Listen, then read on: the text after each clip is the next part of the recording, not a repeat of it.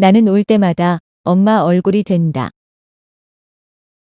누드 모델, 기자, 글쓰기 교사, 그리고 결국 연재 노동자. 매일 구독자들의 마음을 훔친 파격의 이메일 연재 일간 이스라. SNS 세계 셰헤라자드 이스라 작가의 그림 에세이. 복희는 알려주었다. 그럼에도 불구하고 고난에 지지 않고 살아간다는 것의 의미를.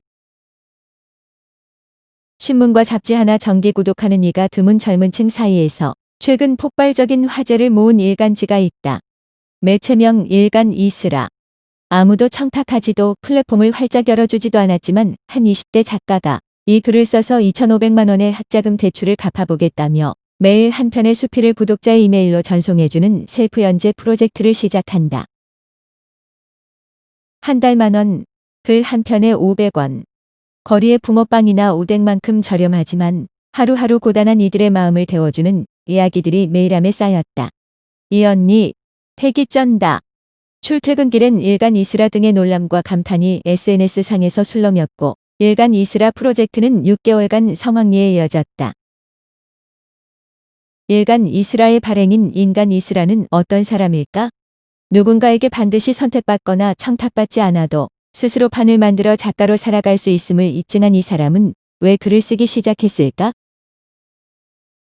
매일 구독자들의 마음을 훔친 파격의 이메일 연재. 일간 이스라의 이스라 작가의 그림 에세이가 문학동네에서 출간되었다. 이 책은 인간 이스라의 작은 자서이자 그와 눈물샘과 삶이 연결된 복희라는 여성에 대한 이야기이다. 대학을 나오지 않은 60년대생 여자와 등록금과 생활비를 스스로 벌어 대학을 다녀야 했던 90년대생 여자가 한국 사회에서 어떻게 노동하고 삶을 견디고 우정을 나누는가에 대한 기록이기도 하다. 누드 모델, 기자, 만화가, 글쓰기 교사 등의 직업을 거쳐 마침내 독자들에게 자신의 이름이 박힌 책을 안고 다가온 작가 이스라.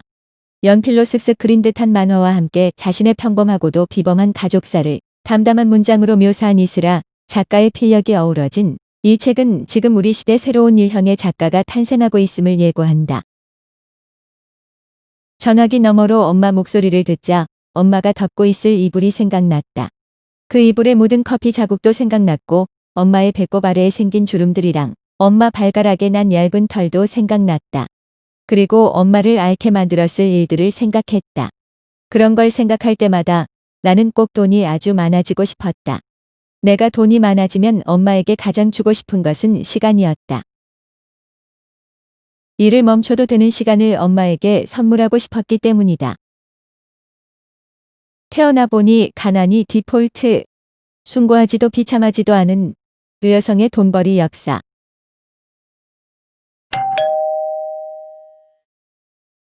가난한 집에서 태어난 우리의 엄마들은 왜 이다지도 비슷한 역사를 지닌 것일까? 공부하고 싶었고 그만한 재능이 있었지만 가난이 디폴트 상태인 집안에 태어난 60년대생 복희는 합격증을 받고도 대학 등록을 포기해야 하는 순간이 오자 다락에 올라가 운다. 그리고 3일 뒤 부은 눈으로 양푼 비빔밥을 한가득 비벼 먹고 돈벌이 전선에 나선다. 복희는 수많은 직업을 전전한다. 이 사회가 아무런 배경도 권력도 없고 학력조차 변변치 않은 여성에게 허락하는 돈벌이의 영역이란 비좁고 험하다. 부품 공장 격리, 식당 주방일과 서빙, 보험회사 직원, 소매점 카운터. 복희는 수많은 직업을 전전하면서 자신의 삶을 지탱하고 결혼하고 마침내 자신의 아이를 낳는다. 복희의 딸 스라는 때론 귀엽고 때론 감동적인 엄마 복희와 함께 울고 웃으며 유년기를 보낸다. 복희는 자신의 인생에서 가장 슬픈 순간을 스라에게 대물림하지 않는다. 아프리카에까지 가서 일자리를 구하는 분투 끝에 복희는 어린 스라의 삶을 지켜내고 스라는 무사히 성장해서 대학에 입학한다. 그러나 스스로 등록금과 생활비를 벌기 위해 각종 알바를 전전하던 스라는 자꾸만 시간을 잃어간다. 돈이 없는 것보다 불행한 것은 시간이 없는 일이라고 생각한 딸 스라가 선택한 아르바이트는 시간 대비 고수익이 가능한 누드 모델. 이 사실을 엄마 복희에게 말할까 말까 망설이던 스라는 엄마에게 담담하게 자신이 하려는 누드 모델 일에 대해 털어놓고 엄마 복희는 새로운 일을 시작하려는 스라에게 놀라운 선물을 건네는데 굳이 옷을 파는 엄마가 남들 앞에서 옷을 벗는 일로 돈을 벌겠다는 딸에게 준 선물은 무엇이었을까? 복희가 준 선물들. 복희와 나눈 모든 순간과 대화로 인해 쓰라는 씩씩하게 돈을 벌고 읽고 쓰고 계속해서 살아간다. 시급 4,000원짜리 서빙 알바를 하다가 시급 3만 원의 누드 모델 일을 하기 위해 전국을 돌아다니면서 쓰라가 겪은 일들에 대한 묘사는 이 책의 가장 빛나는 대목 중 하나다. 백화점 문화센터 누드 모델 일을 하면서 아주머니들의 수다와 그녀의 궁둥이에 감탄하는 강사를 견딘 뒤 쓰라는 백화점 화장실에서 조금 운다. 그리고 마치 그 언젠가의 복희처럼 눈물을 닦고 백화점 푸드코트에 내려가 열심히 밥을 먹는다. 온몸이 못 견디게 뻐근해질 즈음. 타이머가 울립니다. 드디어 4시간짜리 일이 끝났습니다. 진이 빠집니다. 저는 무대에서 인사한 뒤 탈의실로 가서 옷을 입습니다. 탈의실이 무척 싸늘하다는 걸 이제야 실감합니다. 강의실을 빠져나오자 일하느라 잠시 구겨놨던 민망함과 서러움이 슬쩍 고개를 듭니다. 변덕스러운 저는 백화점 화장실로 가서 잠깐 눈물을 훔칩니다. 넓고 쾌적한 백화점 화장실에서는 울맛이 나니까요. 더러운 화장실이라면 절대 안 울었을 것입니다. 아까 무대 위에서 모른 척하며 잠시 곱게 접어놓았던 느낌들을 다시 쫙쫙 펴서 곱씹습니다. 골반뼈의 통증과 어깨와 무릎의 뻐근함과 톡톡 튀는 다리 저림과 으스스한 추위와 중간에 지루한 듯 붓을 내려놓던 아줌마의 표정과 강사가 내 엉덩이 보고 궁둥이라고 말할 때의 입모양 같은 것들을 떠올리며 닭똥 같은 눈물을 흘립니다. 엄마가 보고 싶어져서 조금 더 웁니다. 이제 대충 다 울었습니다. 울고 나니 서러울 거 하나 없습니다. 오늘 번 돈만으로도 이번 달 전기세와 도시가스비와 인터넷 요금을 내고도 남는다고 생각하니 기분이 조금 점잖아집니다. 돈 때문에 누드 모델이 돼요. 그리고 무엇보다도 시간 때문에 누드 모델이 돼요. 시간을 버는 일이기도 하잖아요.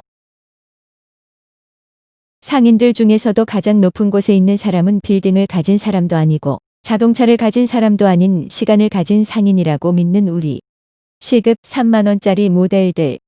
비참한 마음 없이 벗은 몸을 팔 수 있는 상인들. 엄마 복희는 딸 쓰라의 인생의 그 어떤 간섭도, 거짓말도, 잔소리도, 허황된 희망도 말하지 않는다. 그저 삶을 씩씩하게 견디고 살아내는 딸에게 나는 그저 영원한 짝사랑을 하고 있어라고 애틋한 말을 속삭여줄 뿐이다. 사람마다 나를 영원히 짝사랑하는 엄마가 등 뒤에 있다는 것은 인생의 빛나는 축복이자 아련한 슬픔이다. 나는 울 때마다 엄마 얼굴이 된다는 문득 나의 유년기와 내가 돈을 벌기 위해 해내야 했던 일들, 그리고 그런 내 등 뒤에 조용히 서 있는 엄마를 돌아보게 하는 책이다. 책의 마지막 장면. 오토바이를 타고 책장 밖 거친 세상을 향해 달려나가는 듯한 쓰라의 뒤에 복희가 올라타 있다. 복희는 쓰라의 허리를 꼭 끌어안고 있다. 책장 밖에서 여전히 만만치 않은 삶을 이어갈 두 모녀의 삶을 독자들은 가만히 응원하게 될 것이다. 숭고하지도 비참하지도 않은 돈벌이를 이어오며 이 삶을 살아낸 나의 엄마와 우리 각자의 삶도. 태어나 보니 제일 가까이에 복희라는 사람이 있었는데 그가 몹시 너그럽고 다정하여서 나는 유년기 내내 실컷 웃고 울었다. 복희와의 시간은 내가 가장 오래 속해본 관계다. 이 사람과 아주 많은 이야기를 나누며 자라왔다. 대화의 교본이 되어준 복희. 그가 일군 작은 세계가 너무 따뜻해서 자꾸만 그에 대해 쓰고 그리게 되었다. 엄마와 딸 서로가 서로를 고를 수 없었던 인연 속에서 어떤 슬픔과 재미가 있었는지 말하고 싶었다. 무엇보다 우정에 관한 이야기라고 생각한다. 우연히 만난 두 사람의 우정. 나를 씩씩하게 만든 이야기니까 누군가에게도 힘이 된다면 좋겠다.